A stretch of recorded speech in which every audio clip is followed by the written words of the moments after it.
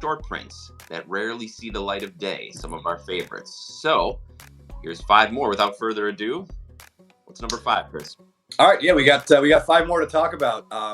In about 2 weeks, the Hall of Fame ballots will be counted, and we'll know if anyone got in here in 2024. And one of the names that people are very curious about is Joe Mauer. So let's talk about one of Joe Mauer's best-looking SSPs, and that is his 2016 Topps. Now, this is a beautiful horizontal card, kind of low angle. He's in the on-deck circle stretching, and it's just very, it looks cinematic. It's like a poster. Yeah, you got a full crowd at the stadium. You got the blue sky with a few clouds up there. It's like a perfect day for baseball. Great shot. Yeah, and you can read Mauer on the back of his jersey, which I know there's a lot of people out there that specifically like to collect those images. It's just a really cool looking card, and it's one that I don't know about you, Jeff. I haven't seen this one come up for sale in at least a year. No, and that would be a good one to get before he would make the Hall of Fame. It sure would, but I don't know. We'll keep our eyes open. Who knows if we're going to see it. But Mauer collectors, if you don't have that one yet, that's definitely a must-have, I think. All right, so next we have an already Hall of Famer. In 2014 Topps opening day, we talk about opening day SSPs a lot, but RIP opening day. If you're player collectors, this is a gold mine of amazing images that aren't used elsewhere, so it's really cool. In 2014, we got a nice horizontal shot of David Ortiz holding up what I believe, Jeff, is his 3rd World Series trophy. He has the famous big Papi smile on his face, staring out at the crowd, receiving the adulation, hoisting the trophy up. It's a really cool shot. Yes, this is cool. And there's a lot of David Ortiz SSPs out there, including a whole bunch in 2017. And there's a lot of big David Ortiz collectors. I know of one person that has this card, and that's it. So I'm aware of one copy of this out in the wild. So who knows how many, got boxed up by kids and ignored, because opening day was definitely, as we know, themed, sort of push towards kids. But this is a really awesome card. He's got a lot of celebratory stuff, like holding his rings, holding trophies. But this one just seems especially rare. So if you're a David Ortiz collector, he's got the sunglasses.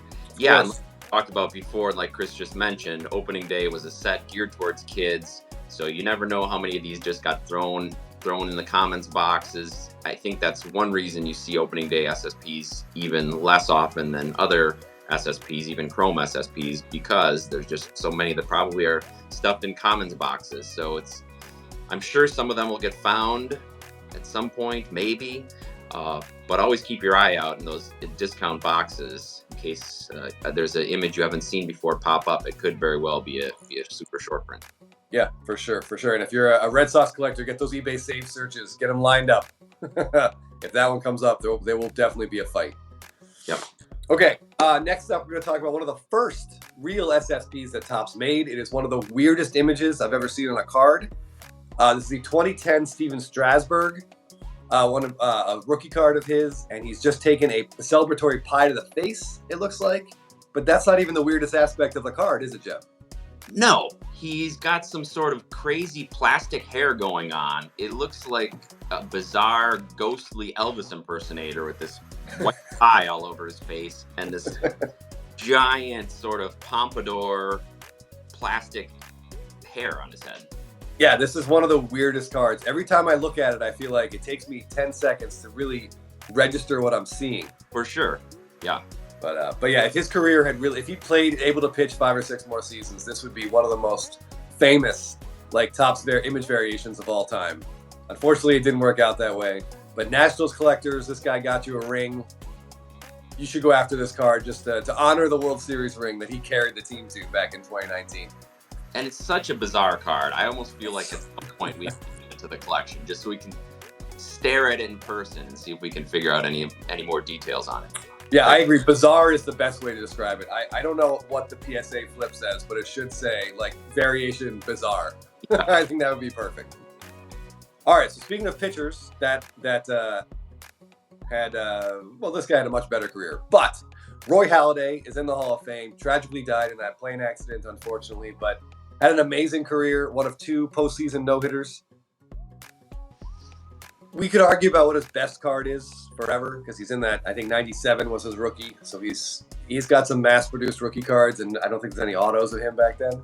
But one of his rarest cards is easily his 2012 Topps Chrome variation SSP, and this is a shot of him batting, right? Which makes it a little extra special, given that pitchers don't hit anymore.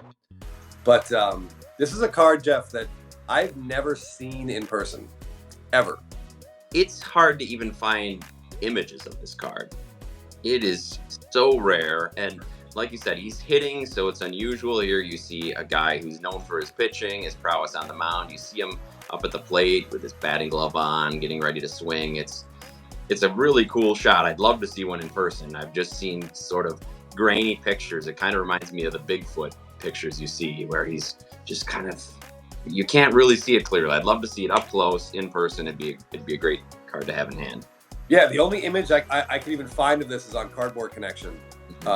But yeah, 2012 was the first year Topps Chrome did SSPs. They really did image variations. And a lot of the pictures aren't unique. They're not like especially unusual. They didn't do that fading that they started in 2013. So I think a lot of these just got missed. There are some big names, so surely someone opening a case may have realized he's got two different Roy Halladay pictures. But did they realize back then what it meant? I don't know. It was the first year. But there's 0 at PSA, I think 0 at BGS, and I've never seen this come up for sale. Yeah, so if any Halliday collectors or Phillies collectors out there have one, we'd love to see a picture of it. So find us on Instagram, Baseball Card Addict, or My Favorite Cardboard, and send us a picture. We'd love to see how a card looks. Yeah, and I'd love to hear when you got it. If you pulled it back then, if you bought it online, or if you found it at a show, I'd love to hear the story. All right, last and apparently not least, one of our viewers, a friend of ours, Jesse Galvez, is a huge Max Muncy fan. I think he's one of the 4 or 5 in North America. But we're going to talk about what has to be Max Muncy's best card. So this is out of 2020 Topps opening day. There was he hit a very famous home run off of Madison Bumgarner, Jeff. Do you remember this? Yes, and it was on the road. So yes. It was in San Francisco, and it went not only out of the field, but out of the park, right? Yeah, it landed in the bay. And Muncy took a few moments to admire it, as I think anyone would. I mean, he doesn't crush homers off lefties often. People didn't homer off Bumgarner that often back then, like they did later. This ball was annihilated into the water. And of course, Mountain Man Bumgarner took some offense to the way Muncy admired his shot, and there was some jawing back and forth. Now, Muncy's not a big guy. I think he's like 5'10". Bumgarner's like 6'5". Like, he looks like he, again, lives in a cave. This is not someone I would have jawed with on the field. I might have just put my head down and run around the bases and hope I get to the dugout before he kills me and spit roasts me. But at any rate, they got into it a little bit. And later that season, Muncy wore a T-shirt that just says, "Go get it out of the ocean," which I think is what he yelled at Bumgarner. And thankfully, Topps got a shot of this, and it's on his 2020 Topps opening day card. Now, Jeff, if this were to come up for sale, how much do you think it would sell for? Well, I mean, you get a bidding war between Jesse and Mrs. Muncy, so it could go untold tens of dollars. Well, amazingly, one of these cards came up for sale, and it sold for over $100. It's the first one of these I've ever seen for sale. I could not believe it. But there are some passionate Max Muncy fans out there. All you need is 2. All you need is you have an auction. It's a great card. He's at batting practice. He's kind of looking off in the distance, and he's got his shirt on. Yeah, it's very cool. It's a very cool image. Like you said, and kudos to Topps for using it. Yeah, and there's also a jumbo, like a box topper version. Ooh. So if you do like Max Muncy and you ever want to get something autographed, if you can find that jumbo, it's probably fairly limited, but not going to be too expensive. But that would be an amazing piece to get Max Muncy to sign. Sure would. Yeah. And if you want to risk your life, you could try to get Bumgarner to sign it too. But I wouldn't.